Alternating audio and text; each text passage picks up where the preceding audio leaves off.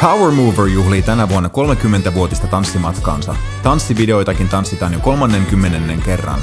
Vuosien aikana Power Mover on tanssittanut reilusti yli 2 miljoonaa koululaista ja opettajaa. Juhlavuoden kunniaksi julkaistaan kaikkiaan 4 uutta tanssia, jotka innostavat kaikkia koulun oppilaita osallistumaan. Olemme kuulleet opettajien toiveita. Tanssit ovat helppoja oppia ja opettaa ja luvassa on toiveiden mukaisesti myös uutta, salsaa ja rivitanssia. Salsan ja rivitanssin lisäksi on 2 muuta innostavaa tanssia. Helppo, hyvän mielen tanssi sekä tanssin ilo ja diskon perusaskelin. Tänäkin vuonna koreografiat on suunniteltu kotimaisiin hitteihin.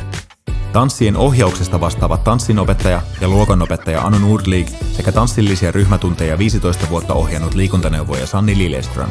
Aira Samulinin ja Koululiikuntaliiton Power Mover on tanssittanut koululaisia vuodesta 1996. Se tanssittaa yhä vuosittain kymmeniä tuhansia koululaisia sadoissa kouluissa ympäri Suomen. Tämän vuoden Power Mover-tanssit on kuvattu Helsingissä upeissa tanssikoulun Step Upin tiloissa. Liity Power Mover-klubikouluksi Koululiikuntaliiton nettisivuilla ja saat käyttöösi kaikki 4 upeaa videota, joissa on selkeä ohjeistus.